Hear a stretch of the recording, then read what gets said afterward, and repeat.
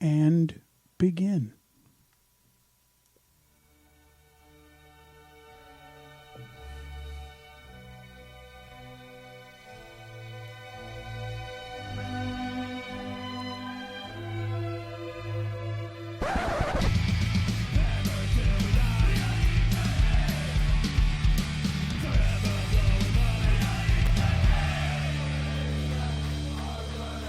Oh, yeah.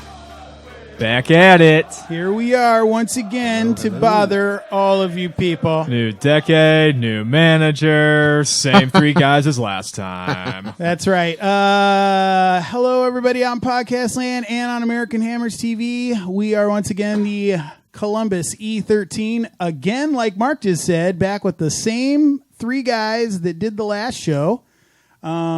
Chris is still here on his holiday break. Yes. So he Enjoy took it some while you time can. out from less than 24 hours left. Some very interesting family get-togethers, I'm not going into which it. he was telling us about right before we started recording. We'll leave him alone on that one, and also taking a break from his new podcast, also on American Hammers Radio. Fortune's Always Hiding. Yes, sir. Hello, Mark. Good to be back, Kev. It is good to be back. Hello, Chris. Hello, hello. Thanks for having me back. Hello. So we haven't done a show since before Palace. Yeah. Okay. Palace was. Yeah. That is because where we do the show here at my abode was empty because I was across the pond. Woo! My wife and I went up to Edinburgh, and then we did get to see one game. We'll talk about in just a minute. But we missed being able to do podcasts for Palace, for Leicester, for Bournemouth, for the Guilds. Gillingham. Yep.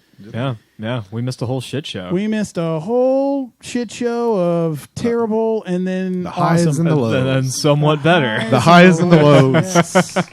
Yes. That's the small applause for us missing and taking time off for family time and hanging out in England and doing all the other great things. Now, I'm assuming, real quick before we get into it, Yeah. because I gave Pub Mahone all of my shit as far as like the projector and all the. Well, I mean, they didn't have the iPad with the chants and everything, but so everything was like. Which matches did you go see at the So bar? I did not make it for Boxing Day, Okay, but Yeah, I nor made did I. it for you weren't Leicester. there either. No. Okay, I made it for Leicester. okay. I'm sorry. Was that there? Folks? And I made it for New Year's Day at Bournemouth. Okay, And you know, what I would say about both games, crowd was good. Had, I would say, a dozen to 14 people it wasn't both too times bad. out. okay, that's good. Yeah, you know, still showing up. I mean, you know, Leicester, the mood was somber the entire time, and Right. here we go again. Bournemouth, we all showed up. I mean, I walked in, we saw Michael Lawyer, and I was like, "Here, we're doing this shit again." Right, And then we all got a treat on New Year's Day. nice. I mean, staff was great. You know, things went off without a hitch. Did they hook up the bubble machines ever? They did not. No. Okay. That said, we weren't in mood to see a bubble at that point. I mean, truth is, after that 4-0 win, I almost thought the bubble container with the bubble juice in it was going to be empty because it had so little left in it when I took off. I was just like, I won't need to refill it. I mean, everyone was in good spirits by Okay. the end. I Yep. think, you know, we've been through enough. Celebrations are tamped down, to say the Yeah. least. I Right. would say it's even still the case now. Right. So, you know, we cheered. We were happy to see some actual goals scored and some actual defending for once. You cheered, you jeered, you lived yeah, through it. But you know what? We got the bubbles back for Gillingham, Yes, we did. and you know, Because I was now ba- that I was now back that for you're that. back at Yeah. the wheel, yeah, we'll have them forever after. But you know, No comments at the wheel, please. hey, that was the tweet of the year. Are we talking about he parks where he wants? No. No. Pellegrini's at the wheel, Oh, Following the Manchester where we had United 2 win, wins after that. got it. and then everything started. It's the same way with Man United and Yeah, Ole. Yeah. So it's hilarious. That's a curse now. But you have to admit, though, the Michael Antonio Lamborghini parking disaster. Oh my God! I woke up Climbing Christmas out of the morning, showed my snowman. parents that video of him Yeah. singing "Walking in the Air," and then later that hours afternoon, later, I'm yeah. like, oh yeah, he was wearing that his outfit and crashed his Lambo. Do you think he made that Instagram post before he crashed the car? Oh yeah, because yeah. he was walking into training, Right. with wearing the snowman. Right. uniform. Yeah, It was hilarious. because they were posting that at like 6:30 a.m. Yeah. Eastern time. Yeah. And then the crash happened probably 3-4 o'clock was when I saw it. But Okay. after that point.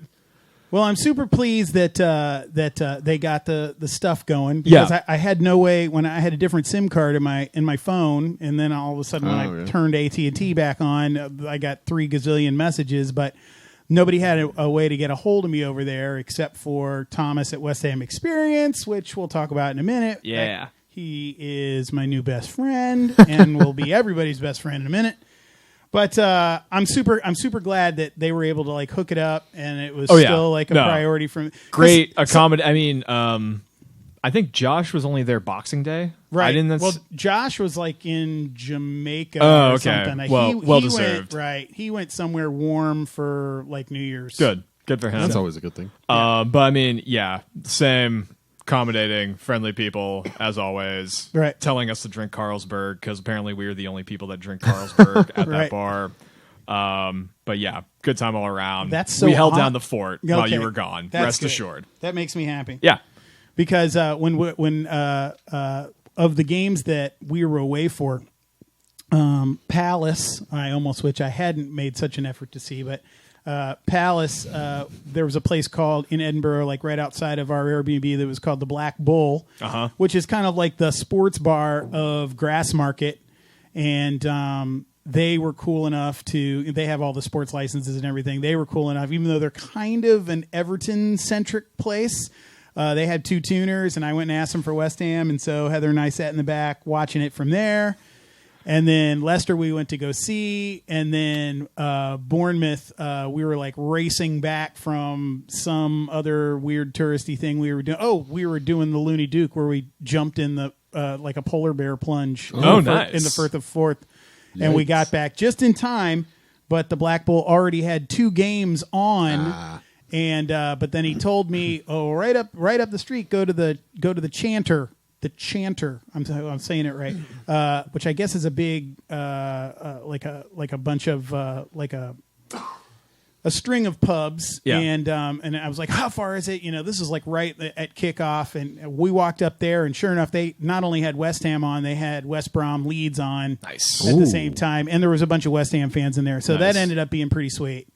Never go far. So I didn't miss any games, but I missed you guys a lot. I did. It's so much fun. But you're in England, so- you're in England. Let's also not forget that you called me at 7:30 local time. I remember you telling the me morning that, of the yeah. Leicester match. You was from you were in the Bull Inn. You were in the Bull Inn Tavern. I was in the Bowling Tavern. I Wow. was asleep.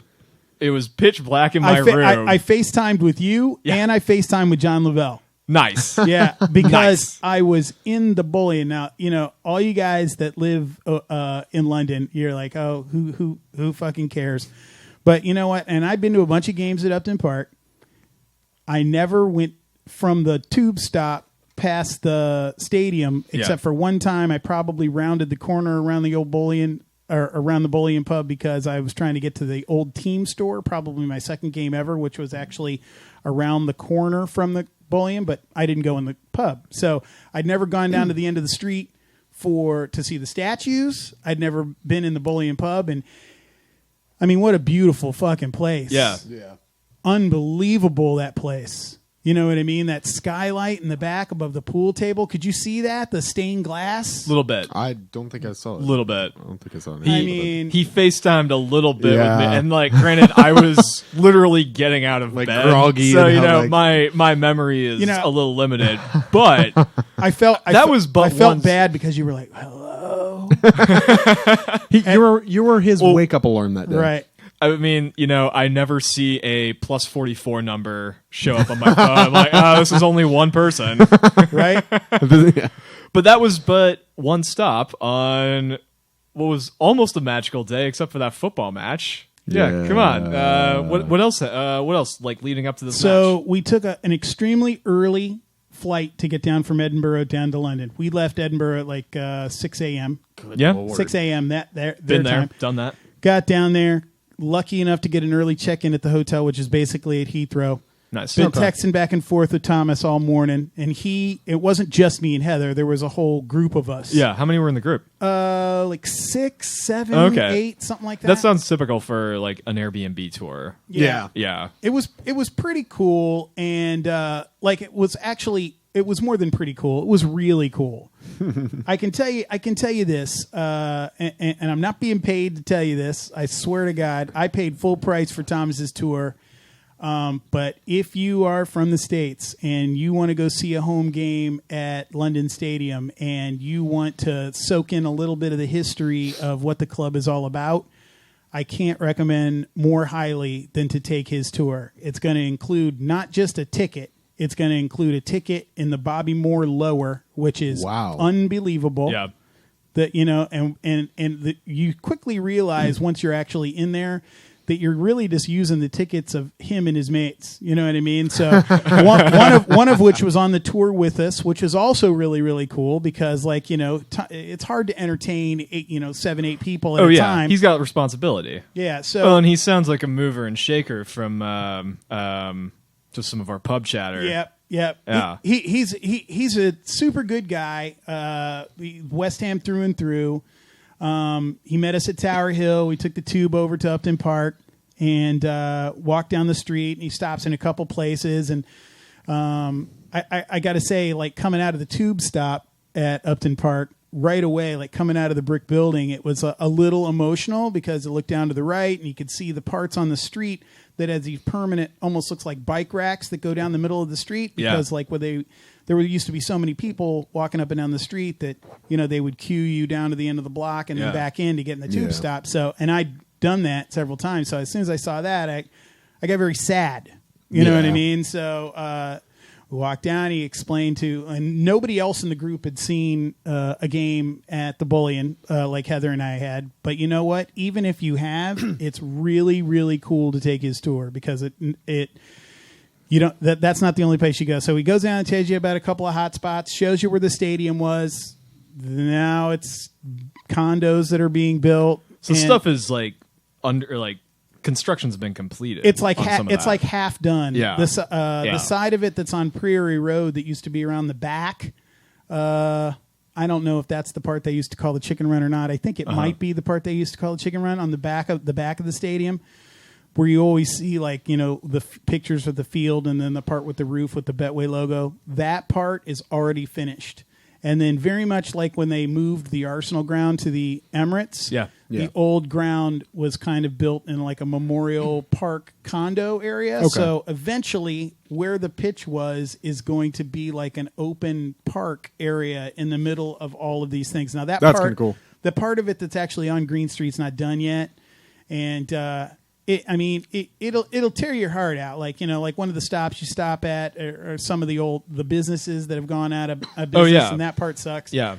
But before I FaceTimed you, we got all the way down to the corner where the Bullion is, and we're standing in front of the statue, and the statue was the Martin Peters tribute day because he just passed that week. May he rest in peace. May he rest in peace. And we're sitting there, and Thomas is telling us about it, and he's given great tour to a bunch of people that don't know anything about the club. This guy walks up to us, and I'm kind of like walking around, because I know a lot of the things he's saying, and I'm taking pictures. This guy walks up to us with his dog, and he just starts laying into us for going to a game at London Stadium and giving the board any money. And so I started talking to him, and I just flat out told him, I go, hey, look, I help run one of the supporters groups in Columbus, Ohio, and that instantly soothed them out because I think it's always kind of a refreshing surprise to guys that grew up within blocks of there. Yeah. That anybody gives a shit about this team beyond the East End, outside, especially outside of London, if not, Yeah. you know, to say nothing of the States. And he figured out right away that, you know, that I give a shit and my wife gives a shit, and I hang out with a bunch of other people that give a shit. And I'd never been to London Stadium, and then he has his complaints about the board, and we had a conversation real quick about how I feel about it, and I found out that he is, what's the name of the organization? Is it Hammers United or Yes, Irons Hammers United? United. Hammers United, believe. with the logo with Yeah. the guy that did the pitch invasion that's not allowed in London Stadium. So that's like one of his like close buddies. And I'm like, that really sucks. I don't think he should, you know, be banned from the stadium. And then we started talking, and anyway, it was an interesting stop. Super interesting because of glad that he came guy. in and filled a supporting role. Yeah. Yeah, and then we went to the Bolian, hung out there, had a beer, which is like part of the tour. You always get a beer at each stop. And I guess normally when the games don't start late like that, Thomas can't stop at the Bolian because the Bolian's usually not open by the time, but it was already open. So from there, we went back up, got on the tube to...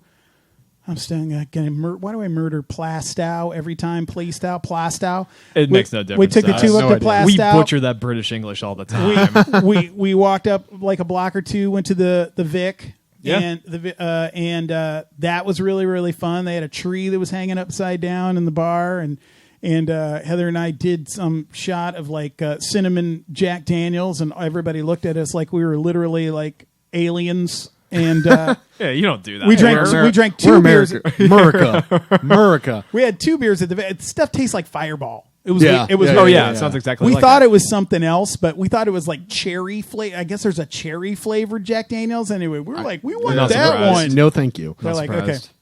So anyway, from there we jumped on a bus, like a 5-minute bus ride up to Stratford. Yeah. We were going to go to the Builders. At this point, it's like starting to be like close to game time. Builders is absolutely like shoulder to shoulder. You couldn't get in there, and some of us were hungry, and we were promised food, and they have like real pie and mash right outside the Builders. So we ate pie and mash, and the funny thing is, I was confused. I had been in the Builders before when Heather and I were visiting. Obviously, not during a game time. Yeah. I thought that place was the Carpenter's Arms, and I was 1,000%. I was 1,000% wrong. So the Carpenter's is down the street toward the stadium, on a street that was totally under construction when we were were at the Builders the first time that we were there. Yeah. So we get down to the Carpenter's, and the place is just ape shit crazy. With and I guess it was just really getting started, and it was already shoulder to shoulder in there. How long before kickoff? This is 2 hours before kick. Yeah. So imagine like the mega tailgate all inside of like a really big bar with an outdoor part. Like, and then by the time we left there, it was like even the outdoor part was like you couldn't even move. So we posted up at a good spot out back. You know, people are cheering, people are yelling and screaming, and guess who was bartending? Which one? Michaela Walsh. Nice. Of Billy and Mick was bartending.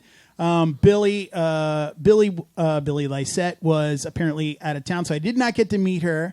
But I gave Michaela some of our stuff, and we took a selfie, which I posted on Instagram. But it's like completely terribly out of focus because I had this fucking fisheye lens on there, and I couldn't tell how I couldn't tell how out of focus it was. Anyway, it was really cool to meet her. We're gonna see her again, and then I got messages from Billy like the next day, like, "Oh, I'm so jealous that you guys got blah blah blah blah blah." So anyway, we leave from there. We walk up, we get in, and like all of it, like I'd been to London Stadium before for a concert, and I tell you what, dude. And so at this point, we've been drinking for I don't know. 2 or 3 hours, not a lot, but definitely. But you got like a beer at each bar, like you're two.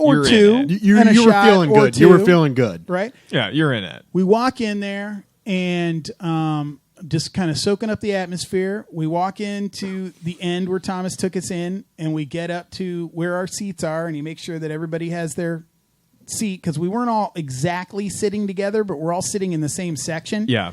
and sitting. They always talk about how everybody's complaining about standing at London safe Stadium. Standing, yeah. Where we were was standing the whole time. So That's pretty cool. just in that end, Good. we just stood.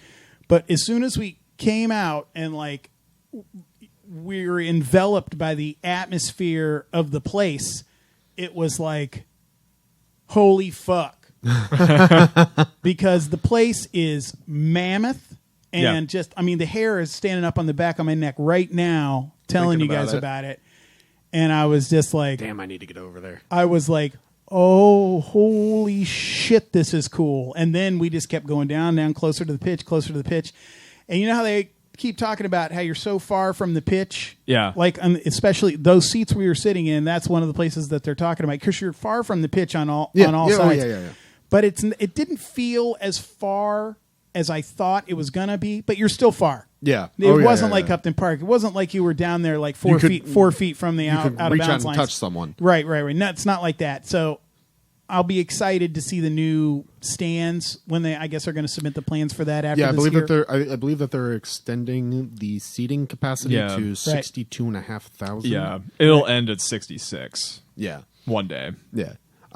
I did, on top of that though, I did see that like some reports that London, like the owners of London Stadium are actually losing like 20 million pounds. Oh yeah, the the whole thing's been a fiasco. Yeah. Every year they post gigantic losses. And I think the more that happens, I think the more people are going to say like just sell it to West Ham on the cheap. And if that's the case, I don't have too much hope with the owners, but hopefully that they could actually try and do something where they bring the stands closer in. I don't know the full story of that. It's obviously been a major point of contention ever since they moved over there, and then a lot of people, because that's what we were promised. Right. And then a lot of people feel like we've just been jacked. Oh yeah, we've been duped out. But I know that they had static with the mayor of London. Like the mayor of London doesn't want them to own the stadium. Yeah. I guess he's kind of a jackass. Well, yeah, I was going to say I don't think he's that popular to begin with, or right. terribly popular to begin with. Right. But I think that it and he's up for election, I believe, this year. So to ensure their survival, it's going to happen one day. You can't just lose 20 million. Plus, I guess like a big reason that from what I read, I think I probably read the same article you did. Yeah. But they are one of the big reasons that they're losing the money is because they're outsourcing every single thing. You know what I mean? They just, we need somebody to flush the toilets, so we'll hire somebody to do that. We need somebody to sell hot dogs, and. But I mean, I think it's the same. It's just like the universal principle of publicly owned stadiums are a disaster. You know, I'm sure you don't see that as much over there, like when West Ham owned Upton Park. Yeah. But, you're learning that lesson now, what we see in any city in America. And you hear little dribs and drabs about little things getting better, like some of the stewards are coming back or increasing the seating capacity, ambiance, getting that carpet. The carpet. That was like a months long argument trying to get it approved. It looks awesome. Yeah. Oh yeah. I mean, it looks good on TV. Yeah. And not only that, I think we've played better since it's been there because the pitch is defined. Except for when the Pellegrini home hurt. form. Yeah. We got to focus on those home victories. Help. Yeah, it does. Yeah, oh yeah. But it does help though to see the boundaries, so you know how far it is, and it's not like an optical illusion like it was with the green. Yeah. That was distracting. But you have some level of appreciation for the London Stadium. I have some level of appreciation for the London Stadium. I think it's probably because one of the reasons is because we've watched so many games on TV. And being there in person was just a whole nother thing. It was a very freaky, and the place is just massive. Yeah. And they're singing Bubbles beforehand, but I told you guys, were you at the bar this past weekend? Yeah. Yeah, you were there. Yeah. I was telling you. Yeah. So obviously during Leicester, we went down 1-0, and then Fornal scored to tie it up right before the half. So Fornal scores in the goal furthest from us. Okay, He scores in front of the Leicester fans down on that end, and when he scores, I'm freaking out. A couple people are freaking out, and they don't sing. Really? And I was just like, I've been to a lot of games, a lot of West Ham games. I've never seen a score go without bubbles. You know what I mean? And they didn't sing, and I don't remember this 100% because I was a little drunk. But Heather says only a little. Heather says I didn't turn on the bubble machines. So and I was like, I mean, that is some other level. It's almost like it was odd. It was odd. It was Fornell's first goal, wasn't it, of the season? Yeah, technically in his first Prem goal. Yeah, his first Prem goal because he had scored. I think. I'm ready to celebrate that. The dude's been rocking and rolling past couple weeks. Very good. And very good. I was excited about it. I was just disappointed. There wasn't as much singing. Of course, there wasn't all that much to sing about. I mean, this was you were there in a bad moment. I was there in the dredges of the worst fan atmosphere, and like a lot of people were talking about the fact that if it wasn't like Martin Peters' tribute day, there probably would have been fan protests that day. I think so. They held. Oh, that's bullshit. Bullshit. I've heard the flag was planted during that Burnley game during a Bobby Moore tribute day. Was it? Was it? Really? Oh, it was. Oh, yeah. I don't think I actually knew that. I don't know why I remember that day so vividly. Well, it was an important day for West Ham, so it was hilarious. But it wasn't honoring a guy who had died that week. He didn't. Yeah. Okay, you know but it was like that would have been kind of off color. It was some sort of anniversary, but it was some sort of tribute. I do think though that if I remember correctly, seeing it, that there are fan protests actually still planned for the 18th. That seems be the to match bubble against, up Everton a lot of years. Yeah. And I feel like that. I think it's being actually facilitated by the guy who stood at midfield. It might be. He can't go into the Somebody stadium. should just give him a new season ticket anyway. Yeah. You know what I mean? Let him back in. But it's just like I was talking to the guy that was that came up to us when we were in front of the statues. Yeah. He, like so many other people, hates the board. Thinks that the board is to blame for everything. Look, I'm not saying that he's wrong. I don't necessarily like the board. I don't think that they've done the greatest set of decision-making things either. But I told him right then and there, I go, look, I understand there's like a lot of people that don't like the board. You guys want the board out. You know what I mean? What does that look like? Like, in your mind, what's the path towards making it? Do you think if we protest enough, they'll be forced to sell it at a loss? Unless somebody comes up and goes, I want it, here's a gazillion dollars, because it's still one of the most highly valued clubs on the planet. Yeah, I believe it's top 15. It's definitely top 20. Yeah, They probably. Truth is, the board takes so much shit. They probably want. We need to. It's not like our only template is Newcastle, where we just bitch and moan and get our hopes up, and then a deal falls through. Well, Arsenal's starting to fall into that now too. They're wanting their owners out. Right. Wow, Americans finally fucking up the Premier League. Well, I guess actually when I think about that, I was going to say when I think about that too, Man United as well, especially right now. But okay, board opinions aside, like I feel like after that match, something good happened. Yes. How did you find out Pellegrini was out? I got a West Ham notification on my phone before we made it to the tube stop. Wow. Like, so how minutes later, like it came up on my phone. I was like, uh-oh, what's that?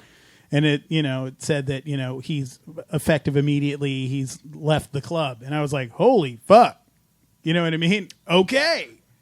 Like, even before we'd said goodbye to Thomas and those guys, we were like, oh, wow. I think what it was? We went to the team shop right afterward. And so we were in there. So you lingered a little. We lingered, and Heather got some stuff. And before we actually made it, and then we like congregated with the rest of the group in the downstairs. They have like a coffee bar downstairs from the stadium store. And then we walked, and then we were all walking to the tube stop, and that's when I found out. So it was probably 30, 45 minutes after the game was over. I didn't realize it was that immediate. It was quick. It was like within 30 minutes, I think. Because I found out, I went home, another dismal performance, and like I think Manchester United was in the late game. Mm-hmm. I was just like scrolling down my phone, and then Arlo White announces on NBC probably about the 60th minute of that match, Manuel Pellegrini has left the club. Yeah, like I found out probably at least an hour and a half after the match. It had to have happened before the half of that game. Well, I mean, what I've read is they called it immediately after this match. Right. And then within 2 hours, his office was cleaned out. Gone. Yeah. So the way I found out actually was Boxing Day, actually, me and a couple of my buddies, we went down to Gatlinburg, Tennessee. We had rented a cabin for the weekend. Gatlinburg? Yes, sir. So I actually watched the Palace game on my phone on the way down, and I was just in a sour mood the rest of the car ride. Oh, yeah. Down No, there. I showed up in time for the second half. Like, got to my house. I was like, why did I do this? So I don't know if you can tell what it is on here, but I have a Garmin watch, and it gives like notifications, but it doesn't like fully read out. Yeah. And it's like halfway to an Apple Watch. Yes. Gotcha. And so that Saturday, I was all pissed off. I was trying, like, the friends I went with, they do not follow the sport at all. So I always try and relate it, like, almost talking like layman's terms and like compare it to like NFL. Like I compared it to. No, I do it all the time. For me, I always say, like, I'm not a Browns fan, but I always kind of compare them to the Browns, especially this season. Like immense talent and everything, and we're just. Shit. Yeah. No, they are the all-encompassing Cleveland team. Yes. Yep. And so I'm trying to explain it to them, and I have my phone on charging because it was almost dead after watching the match, and I'm just in another piss poor mood. And I just see on my watch come up, it's West Ham, Pellegrini sacked. And I don't know if it's from the club. Oh, that much of it read out on your Garmin? Wow. Yes. That's pretty cool. It said, I didn't know if it was the club's app. I didn't know if it was One Football. I didn't know if it was a Twitter But notification. it still talks to your phone. Yeah. Right, I didn't know. At first, I legitimately thought that it was like one of the West Ham accounts that on Twitter that I have notifications for. I thought someone changed their name to West Ham United and changed, like, tweeted, "We have relieved." You're like, nah. Pellegrini. Yeah. I was like, wait. And I went over to my phone, and it was the actual West Ham app, and I just started cheering, like, running around. Oh, yeah. And I'm like, hallelujah. Yeah, I stood up and started clapping my hands, even though Arlo White was far more diplomatic than anything you guys saw. And all my friends were just looking at, like, my friends that I was there with were just looking like, what is wrong with this guy? And I finally explained it. Oh, so you were with a bunch of people that didn't know what the fuck was going on. No, not at all. Yeah. They don't watch soccer or football, whatever you call it. They don't follow it at all. What's that soccer thing? Yeah, exactly. All about? Like I said, Gatlinburg. I try to explain it in almost like layman's terms to them, and but then as it was coming up that Moyes was being hired, I compared it, like, when I was talking with them, I'm like, we went from someone who was highly talented manager who was failing to almost like a Marvin Lewis who has always been good, but he's never really done anything. Yeah. Okay. So you see what I'm kind of saying? Oh, yeah. No, I see what you're saying. Yeah. And they're like, oh, that sucks. So I didn't know how to feel about it, but it's been good so far. Well, let's talk about Moisey for a minute. Yeah. Okay. Obviously not the number one choice, the premier choice of the loudest supporters out there. I think all the noise from the protests. From the protests and from what even we've been talking about locally, I mean, that really just belies the fact that we were really united in just wanting to see a change. Oh, and I think not seeing bubbles when Fornal scores really drives that point home. Yeah, it was so odd. I don't know if it was an oversight. That is really odd. It was right before the half. I keep thinking about it, like, why did that happen? But we definitely didn't sing.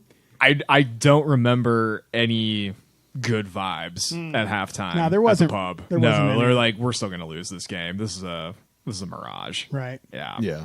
So Moisey, okay, so I just want to, like, lay this out there. When Moyes was the manager before, I felt that he got a raw deal when they let him go. Sure. Everything I'm sorry, I didn't mean to interrupt you. I just want to say everything I'd been told or everything I'd read or everything I'd heard was that if he kept this up, then he was going to get an extension on his contract. Now, he kept this up, and then they got rid of him right away. And if I were him, I would have been like, fuck you guys. Yeah. So what I think I remember seeing at one point was that there was almost like a backroom deal with us and Pellegrini that, like, as if you stay up, I'll come and coach you. And I think because of, like, his wage demands, that's why we didn't give Moyes any money in January when he was so you think all along, because he was approached, that was the plan originally. I think that was the plan. Yeah. He was just the caretaker to keep us up, and then we were going to bring in this Premier League winning manager. It's been strongly hinted at. That's even more fucked up than I thought. Oh yeah, but David Sullivan wants some, Wunderkind, right, or over the hill Wunderkind. And then I leading into Moyes being appointed, I remember seeing one of the pundits talking about that he had spoken with David Moyes, saying that he'd only leave for 2 jobs, Chelsea and West Ham. And for me, I said it on our podcast, I think 2 episodes ago, maybe. I can't remember exactly which one it was. But I said that I feel like Moyes might be actually a decent appointment right now because he's got a point to prove. He's definitely got a point to prove. I thought that the first time he was appointed, where he's like, he's coming back after 2 miserable spells in the Premier League that didn't go the way he wanted, and he wants some redemption. It was like, at fair for him, he was kind of like over touted for Man United. I mean, that fan base is always like, it's almost like the New England Patriots. If you're not winning the Super Bowl every year, they're throwing you under the bus. And who knows if he could still be there today? No, it's hard. He would have been sacked by now. That's a whole thing, and I don't really fault him for getting relegated with Sunderland. I don't believe anybody could have gotten out of that situation. No, not at all. That said, I thought the immediate reaction when he got appointed was like, God damn it! Here we're gonna relive the 2 years ago all over again. Yeah, but I think the biggest change is obviously the players. Yeah, he's got a much better side. He's more determined than ever. He's drawing. And now he's got January money. You were just like, they were just like, oh, it's David Moyes. David Moyes is coming back. It's like, okay, we're out of ideas. We're just gonna like repeat these things again. But we're doomed to be a mid-table side. I watched his opening press conference. Oh, he hit all the right notes. Yep. As like, this sucks right now. I want to be here. I mean, can we just acknowledge for a moment when he's like, we need to get away from the bottom of this Premier League table. We need to win. Like, Bournemouth is a game that we should win. Gillingham is a game that we should win. Saying that we need to win these games is as effective as every time Pellegrini would say we need to be a big club. Yeah. And I know there were so way many... more so, actually. Oh, yeah. You're getting at something when you say that. Yeah, you're actually saying something with substance, and you're not mumbling with a weird accent to do it. Or throwing your players under the bus. Right. That's the other thing. Mm-hmm. But I know there's so many people immediately on Twitter saying, oh, we're relegated. That's it. We're done. Yeah. The fact of the matter is right now, I'm looking at the table right now. We have a game in hand. Yes, we are only 2 points above the drop. If we win our next match, we can be as high as 11th. Yeah. This season is far from over. If Moyes gets even just a little bit of money and is able to bring in a few players that he needs, who knows where this season could go still. We still have 18 matches. There's so many points available. Mm-hmm. Yeah. So, even though it's already been like touted that West Ham have like the toughest second half schedule in the Prem. It's not great. This month is going to be a meat grinder for Moyes and the squad. And that's were why you saying like 4 matches in 11 days or something like that? I noticed this after our recording on Monday. Okay. And I didn't get to mention it. We have Everton, the 18th, at home. Okay. Leicester, away, the 22nd. Right. That's going to suck. The FA Cup, home against West Brom, the 26th. Oh, that date got announced? Yeah. Okay, 26th. And then home against Liverpool on the 29th. That is 4 matches in 11 days. Wow. 4 matches in 11 days. Well. And you think about that. Everton, who's new manager, who's kicking on pretty good right now. Yep. They've lost 2 straight. Yeah. Well, have they? Oh, yeah. I didn't know that. Well, if you count the FA Cup, yeah. Oh, that's fair. Leicester, who's second in the table. Mm-hmm.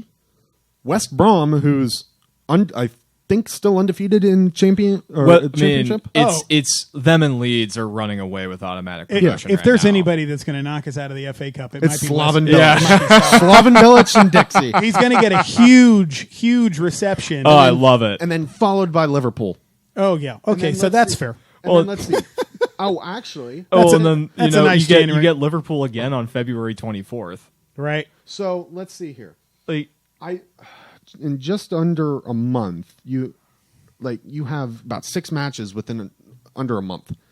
Like I said, Everton, Leicester, West Brom, Liverpool. Then into February 1st, home to Brighton, then the 9th away to City. This is, and then you have a 15-day break.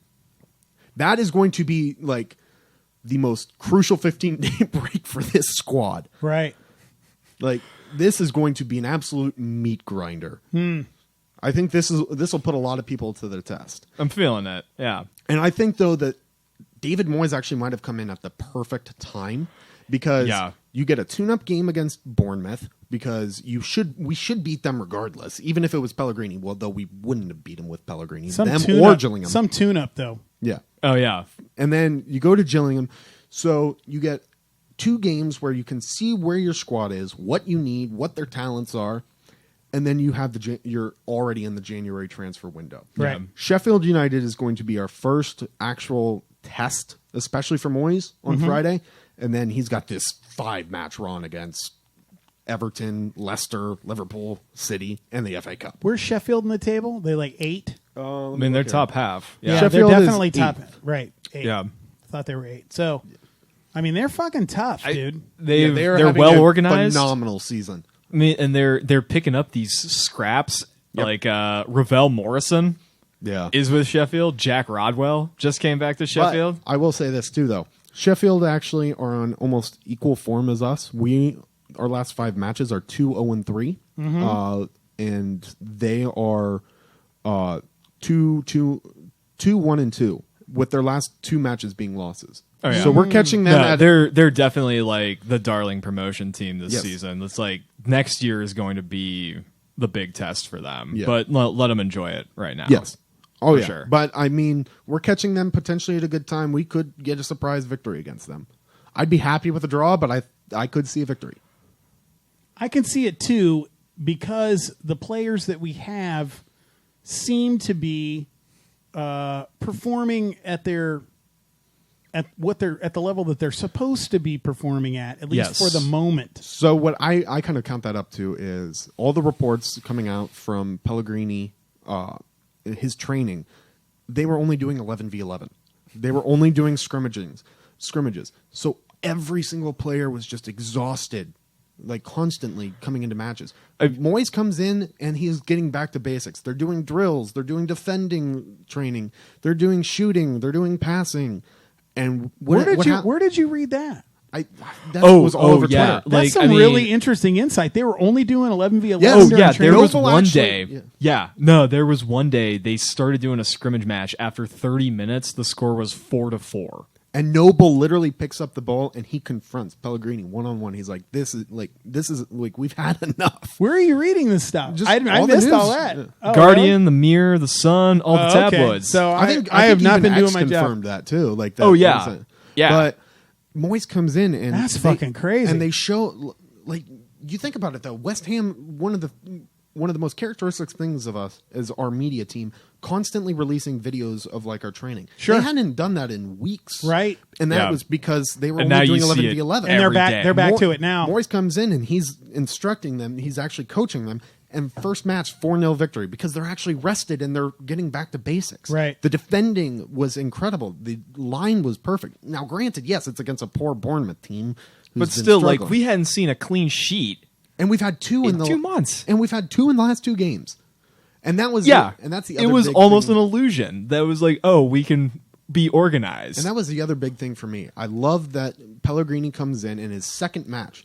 Any new manager going like with the FA Cup in the second match of their tenure would have been likely to play a lesser side. No, I think he knew that this was good for morale, good for the fan base, and that we needed to like make a cup we're run. Actually taking it seriously. And I love that. As soon as I saw the lineup, I was like, oh yeah, he's taking it seriously. Well, even though they didn't have a super great first half, I believe the board and even Moyes actually came out with a statement saying, yes, we're taking this very seriously. He did say this. It's like, we want to make a cup run. Right. Yes. And we have the squad to do it. For sure. Now, granted, West Brom, that's going to be might be a little bit of a tough ask. I'm excited. I am excited. I think it's going to be a great match. I I could see it being a draw and going to West Brom. But I think it's just going to be a great match. I think it's great for the morale of everyone in the club. So your prediction for West Brom is a draw. I wouldn't be surprised with it. I see either a draw or win. We got what day is that game? Like end of January? January 24, you said? Let me so like it is January 26th, which is a Sunday. Time to be determined. So like I could get a little dour here for a second. Oh yeah, of course. Go ahead. And just say that we're January 8th right now, right? I could totally see some of that luster falling off by the end of this month, and combined with the fact that the current mood around the FA Cup right now is like, this cup is dead, nobody cares about it anymore, and that's reflected in attendance. And it is easy to feel like you could go to a London stadium where there's 30,000 people there. I think it all depends on the fan base. Oh, I don't think that's going to happen. I mean, they will lower tickets to like it all depends on what happens cut rate prices, but it's like you will not see the same atmosphere. I think it all depends on the fan base as well. I mean, if Man City, they're gonna take it less seriously. Like fans aren't going to show up in force. But they're talking about like Birmingham City has nobody showing up. See, that's weird. Weird. Like lower division clubs who are like they want to take it seriously. Even the lower league clubs are having trouble with attendance. Oh yeah, even they're being accused of not taking the FA Cup. It's down everywhere. Oh, okay, well, that's because I mean, you look on Twitter. I mean, even before the season, everyone's saying if Pellegrini takes the FA Cup seriously and we push on and make a serious cup run, good season for us. Yeah, good season for us. Mid-table finish in a cup run. That is what we ask for. If we also years. Stay up. Fingers crossed. See, I just don't see us going down. I really don't. I mean, there's way too much talent. There's 3 for it worse to happen. teams than us for sure. Right. Like we have way too much talent, and there's 3 teams that are so poor. All right, so let's knock on wood. This is a nice big wood table. It's going forward that still annoys me a little bit. Like it still has this very like funhouse vibe. To this franchise, like we're still very much a Cleveland Browns, Dallas Cowboys franchise. Run like a circus.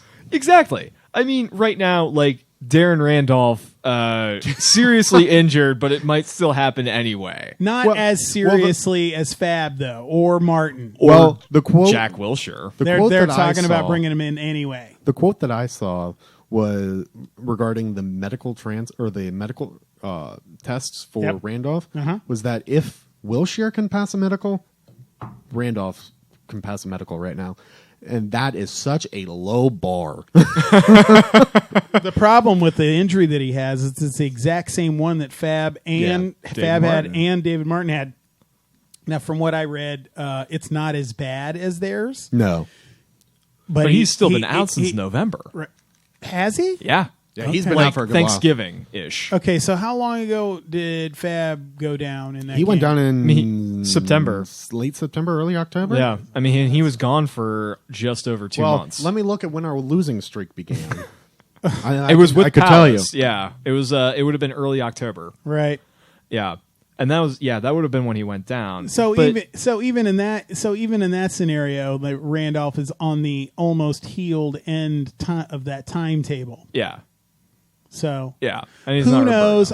From what I read, that he was going to go with. They're going to do another scan. And looking back at it, I forgot that in September we had lost to Oxford 4-0. Oh yeah, I forgot about that. We recorded later that night, and we're for the Caribou Cup. Yeah, and we were like, another cup exit. That's annoying, but we'll get back to business. Oxford United with the better facilities than us as a League One side. Caribou, by the way, you realize that Caribou is kind of like it's like Red Bull. Yeah, right. It's like the Red Bull Cup. Were you getting amped up on it when you were over there? Is it like Bang? It's like what flavor Bang? Is that birthday cake? Birthday cake. Oh my God! My friend told me that just tastes like. Oh, it's my favorite. Is it? You can have some if you want. No, oh my God, birthday cake. Anyway, I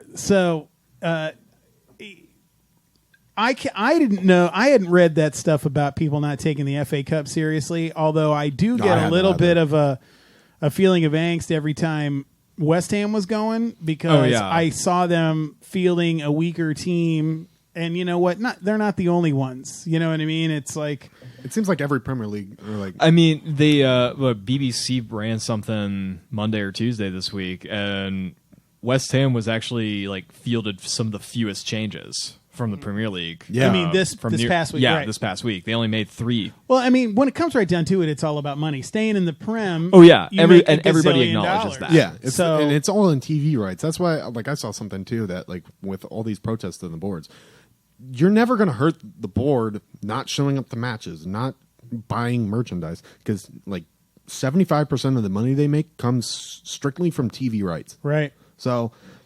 And there's no way to protest against that unless you somehow cut the cameras. Right.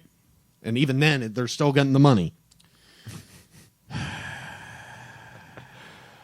The thing is, I just wish they would start making better decisions.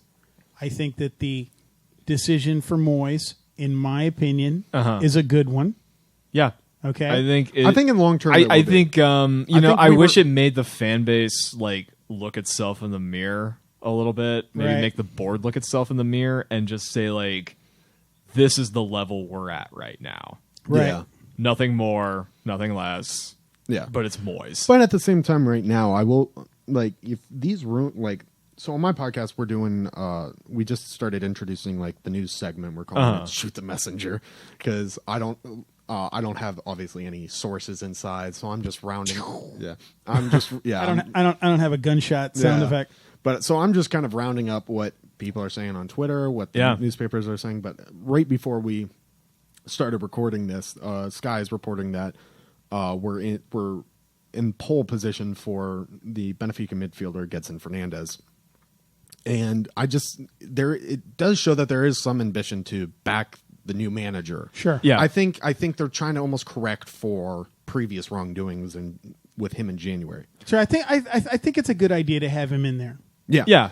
And I think like, you know, it would be not, like everyone talks about wanting a director of football, but you know, are they going to do it right? Like Mario Husios was obviously a yes man. It was said though there's no that sense in doing it now. It was said though that Moyes would be open to doing or to working with a director of football if the club wanted to go down that route. He's not personally requesting it, but I think what is also refreshing with Moyes is like in the January transfer window when he was first here, he was trying to bring in midfielders. Now, granted, the board didn't want to spend the money. Yeah. But he comes in and he's trying to buy his first priority, highest priority is that midfielder role, something that everyone has been saying we need desperately. But Pellegrini would never touch it. So it's refreshing to see a manager coming in trying to fix the problems that we have. Okay, so we're all kind of in agreement that Moyes is a good idea. At least he's the guy we need right now. Originally, I didn't know just because past performances. I mean, he's two wins in, so it's hard to argue with. Yeah, I mean, it's hard to argue now in hindsight, but I think he won me over before we played a game, least where I was like, okay, I'll show up to the bar on New Year's Day. I don't mean to be pushing everything with a shovel, but we just have so much stuff to talk about because we've been gone for so long, and I want to ask you guys one more question about the Moyes appointment that has nothing to do with Moyes, because I found out something that really bummed me out, and that is that Stuart Pearce was not going to be coming with him. Now, when he went on, was it Talk Sport or Sky Sports or something, and he basically it was said, Talk Sport, he said that the reason he's not coming is because when he got the axe before, and like we all feel like he got like Moyes got the raw deal, he said something. He said on television or on Twitter or wherever it was, he said that was fucked up. So because of that, like, okay, so now I almost remember this interview because he was like, because he had mentioned like it was like 6 months after they had all left the club, and he was like, "Yeah, I never saw David Sullivan I never met with the training ground. Like he never Sullivan, came around. Gold, never met them or Brady. They Gold is like entirely in their camp, but he doesn't have as much control. Yeah, right. Yeah. I mean, the thing is, I am personally a big Stuart Pearce fan. When I very first started to like the club, I think my cat just walked by. He did. I felt that on my leg. Anyway, hello, kitty. Like I said, I'm personally a big Stuart Pearce fan. When I very first started paying attention to the club, He was one of my favorite players. You know what I mean? And when he was an assistant coach under Moyes the first time, Moyes, it seemed almost like he was like more than that, almost like a right-hand man. Yeah. And the players loved him, especially Declan Rice came out and said that, that Stuart Pearce was one of the most influential and one of the best coaches he'd ever had, and definitely had, a lot to do with helping to motivate him. Yeah. Plus, his passion is unmatched. I mean, there's a reason they called him Psycho. You know what I mean? So, oh, yeah. Anyway, has he been the greatest manager at other places? I don't know. I haven't followed his career that way, but I remember him as a player. I loved him as a player. I loved seeing him on the sideline. I loved seeing him back up the Scott on the sideline, and I loved that Declan was giving him such great accolades. And I'm just bummed that he's not going to be there. You know what I mean? So I think what overall it shows.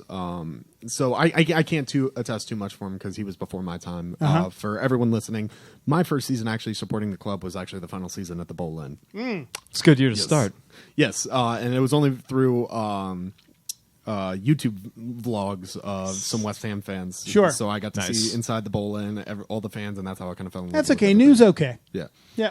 But so I can't really attest too much to that. But what I think it does show is almost the insecurities of the board. They don't want to be shown in a negative light. They don't want to manage like a assistant coach who talks trash on them. Reminds me of a certain president that we have. You're right, Chris. You're totally 100% right. Yeah, understand. It does reflect on the board. You know what I mean? And so, but if you're already going to go back and just be like, "Hey, we were wrong a year and a half ago. Do you want to come back?" They're only bringing back Moyes, who never spoke ill upon the board. They never. He was smart enough to keep his mouth shut, and I got it right. Because I think I saw someone tweet, you're taught not to burn bridges. Sure. When in employment, like if you're working in like just a 9-to-5 tech sales kind of job, like if you're leaving, don't burn the bridges. If you're fired, even if you're fired, don't burn bridges because they could open other opportunities. And he burnt those bridges. It's funny because some of the other candidates that were talked about in supporters groups before Moyes was appointed, among them was another one of my apps, probably my all-time favorite player, and that was DiCanio. So let's say DiCanio had been appointed, right? And didn't have the greatest season, or did have a fantastic season, but spoke ill of the board, or whatever. That's a cat that just says what he's fucking thinking. Yeah. You know what I'm saying? I think if I remember correctly, too, I saw another tweet or an article or something that said that he would never work for this board. Really? Yeah. Okay. Because that totally could be true. But I also saw something else that someone else say that I don't know exactly who it is, but someone said that someone on the board is Jewish. Oh my! What? David Gold's Jewish. Does that matter? Yes, David Gold's Jewish. Well, and because Paulo DiCanio is a fascist. Oh, yes. So that he has a fucking Mussolini tattoo. No, I got it. Didn't he do the Hitler salute after a score? I don't know that. Hit that button. Thank you, dude. So I don't know if they would bring. I don't know if he actually did a Hitler salute, but I have heard he's a fascist. I have heard that, so you can't argue that. I don't. Yeah, who knows? Hey, look, he rubs people the wrong way. Yeah, but his passion is unmatched. Except for maybe by somebody. He's more of a Frankie Heideck. Frankie's not as crazy as Paulo DiCanio. Oh, Frankie's pretty crazy. You know what I mean? DiCanio is fucking nuts, and I love him for it. And Pierce is nuts, and Julian Dix is nuts, and all those guys. I love all those. I'm as excited to see Slav back there for that FA Cup game. Oh, I'm as excited to see Julian Dix back there. Yeah, you know what I'm saying? Yeah. I mean, I still kind of wish it would have worked out with Slav. It's almost going to be like West Ham versus West Ham that day, except for not really. But I mean, it's going to be a lot of mixed emotions in the ground because there's so many West Ham fans who still love Bilic because of what he did with the final season of the Bowl and how much everyone wanted it. And he still loves it too. Yes. He's shown that. Like, I guarantee you, had there been an opportunity to bring him back, I think a lot of West Ham fans would have wanted. He's where he needs to be right now. I agree. For sure. I agree. It's funny though the way. Okay, so we saw his exit, You know what I mean? And we saw Pellegrini's exit. And it's funny, like, when you have, like, lost your team in one way or the other. Okay, whether you've lost the support of the board or lost the support of the supporters or lost your connection to the team, it's funny how similar that looks, at least on television. Yeah. You know what I mean? For me, because I do not see Billick in the same light that I see Pellegrini. You know what I mean? Pellegrini, I don't know if I liked him from the beginning. You know what I mean? So for me, the way I look at it, looking back at it now, I think what really doomed Bilic, like, was his mentality. I think after Dimitri Payet left, he was a defeated. Yeah, man. that fucked him up. Like I think for sure it did. I think he lost all confidence in himself amongst everything, and I think he struggled to. I think that was the summer where we bought like Chicharito. We loaned Joe. There was Harden. no transfer strategy that year. I think he was trying to do everything he could to like almost like prop himself up. Ooh. Sorry, I just popped you up a little bit. Yeah. Get your mouth in there. I think. I think it's understated that he did a great job keeping that dressing room together after he left and was able to just finish the season. But he probably. But that summer, like in hindsight, like David Sullivan later said, like, "Oh, I should have sacked him after that season," which is like, well, fuck you, buddy. But in hindsight, he was right. I think that what that summer was him trying to reestablish himself, trying to reestablish the passion, his confidence. Yeah, and it just couldn't happen. I don't think it clicked. I think that's what it was. Less of him losing the locker room, because it still seemed like he just couldn't do it. I think the players were wanting to get behind him. He just didn't have any confidence in himself. It was Pellegrini, like we talked about earlier. Mark Noble openly confronted him on the training pitch. Yeah, he lost the players before we talk about that. I didn't know that it happened. I mean, that's a very obvious situation. Yeah. He lost the dressing room. I mean, I think even as late as like around Chelsea's, like even like when they were losing like Arsenal and Wolves early in December, they were like they still show like they want to play for him, but it's like somewhere around that Southampton win, they're just like we're out of it. And for me too with Pellegrini, I thought him coming into the Chelsea or like to the post-match like conference after the Chelsea win. Oh, fuck that. Him saying, am I still favored for the sack? That was the most arrogant shit I have ever heard. That was so fucking undeserved. And I think that actually could have pissed the players off. It makes you question why Man City fans called him this charming man. Well, he had. I guess when you have billions of dollars and can win a title, then anybody can be charming. He had the money just to bring in anyone, and so it was almost like a laid back job. Like it was just like, all right, go and win the Premier League. He's definitely no Pep Guardiola. No, not at all. I think he just had the talent, and they were able to produce on the field what. And I think with West Ham, I think it exposed him a little bit that his tactics are are out of date and just don't work in this league. Or, being flexible. Yeah, that too. I mean, for God's sakes, how long did he go with Roberto and then bring in David Martin and he keeps a clean sheet? That sub in the Leicester match when Haller came off in the 55th minute. Uh-huh. I forget who even came on. I couldn't see. But I wasn't watching that one on TV. It was just a collective groan through that entire bar where it's like... Was it a jetty? It might have been a jetty, but it was just this steadfast commitment to keeping the formation the way it was, no matter who it was on the pitch, where we're just like, we're done. We're so screwed. And then you compare that right now to Moyes, who in the Gillingham match, we were all talking about it right before he made the change for putting in Fornals. We're like, Snodgrass isn't up to it. Like, take him out. Right. And he the first time we said good sub in 2 months. And then the Pablo Zabaleta substitution, obviously that was forced with Fredericks going down with an injury. Yep. Looks like we'll see more of them. But the fact of the matter is, both subs scored. Yep. Yeah. Good. And I'm like, that's how it's done. Like, we weren't saying impact subs as a joke that day. Yeah. I mean, it was actually the correct decisions. Right. And they scored. And Snodgrass is somebody that you pretty much have to drag off the pitch. He won't even let you know if he's like not really up for it that day. And I love the guy. He gets 110%. 110%. But you're right. He needed to come off at the time. Like his legs had gone rubber or something. Yeah. And then, both subs. Both subs in that game were fantastic. Before we move on from the Bournemouth stuff, because we've already talked about Bournemouth a little bit, and we've already talked about Gilliam a little bit.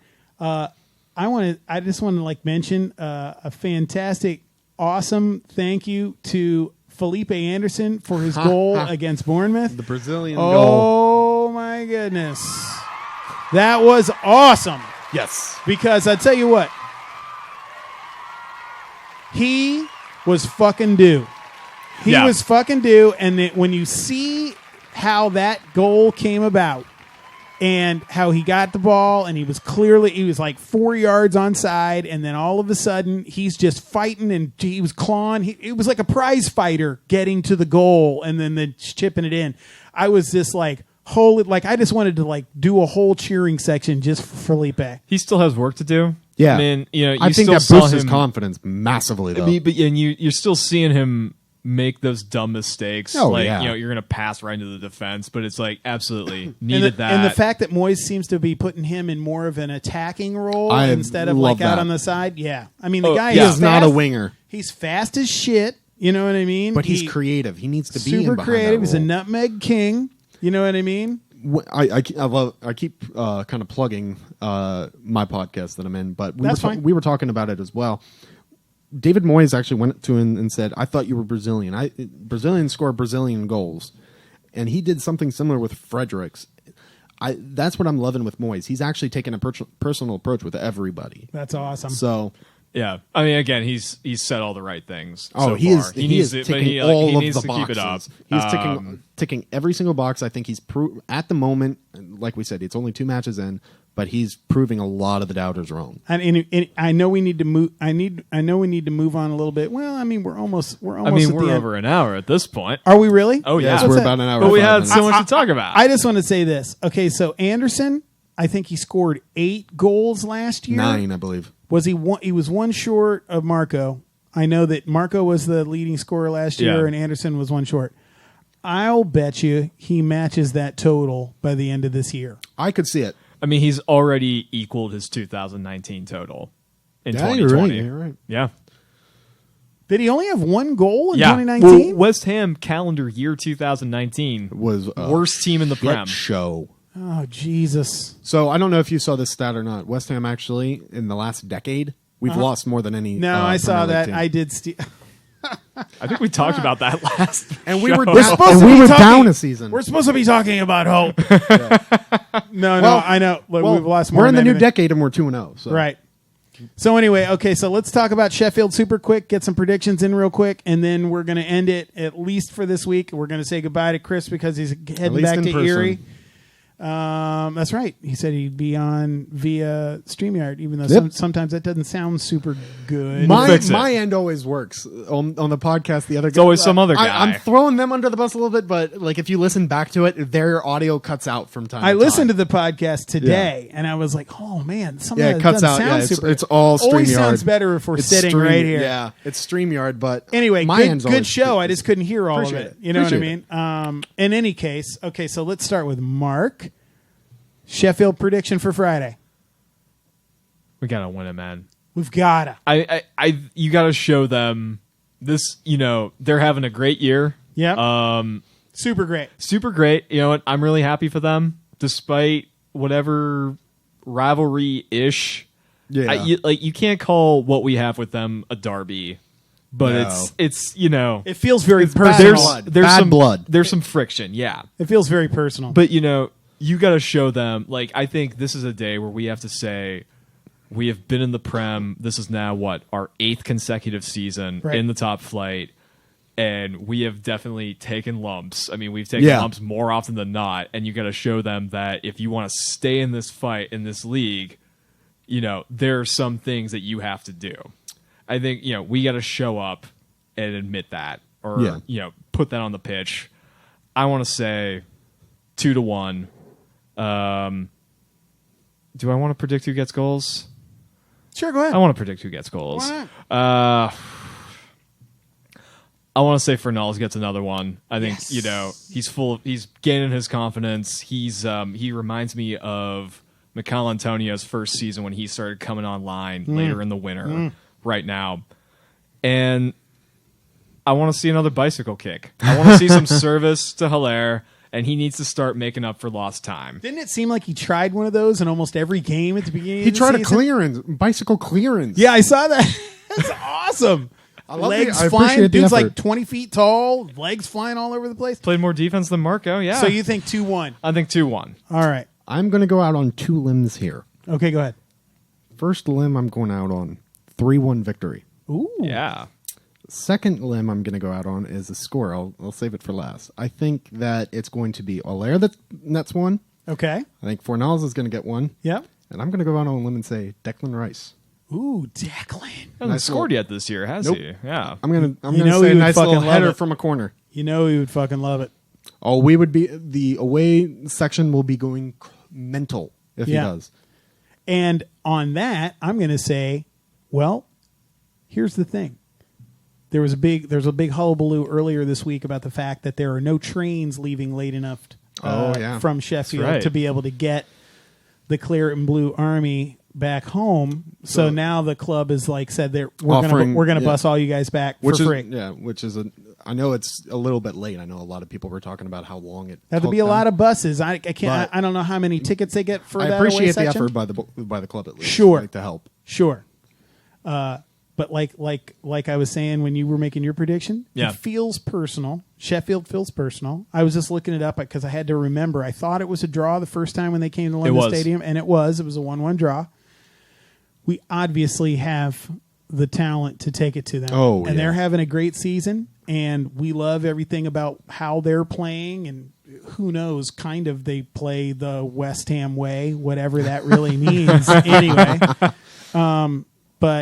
And a lot, there's been a lot of this season that I wish we were Sheffield. You know what I mean? I wish we were Sheffield. I wish we were Wolves. I wish we were Leicester. But we got something. These players got something to prove. Moyes has got something to prove. And these away fans got something to prove. And so I also am going to go with a West Ham win, 2-0. Okay. I'd be happy with that as well. At Bramall Lane. I think a gigantic win for the Claret and Blue. You can tell I've been drinking the Claret and Blue Army, and a very big party bus going home. Yes. And I'm looking at Anderson scoring a goal. Okay. And Fornal scoring a goal. I'd be okay with that. Good deal. And then walking home. I don't care what the score is. It could be 10-9 as long as we get a win. I'd be over the moon. Yeah. I'm so excited for Friday afternoon. I am. I even have time off work. You do? I have spare vacation hours to use, and I will be at the bar. All right. Chris, you already be back in Erie? Yeah, if I was still at home, I'd be coming down, but I got to go up. All right. I think it's going to be a fun one. Yeah. We got to get Looking forward to starting this weekend in style. Call up Eric. Make sure he can get off work from lawyer bullshit. Fat chance. All right. Well, that's it. Realize that was an action-packed hour, and how many minutes is that? About 15 almost. An hour and 15? Holy moly, that's a long one. Thank you so much to Chris for joining us one more time, and Mark, as always, with me, and we are the Columbus E13. Come on, you Irons!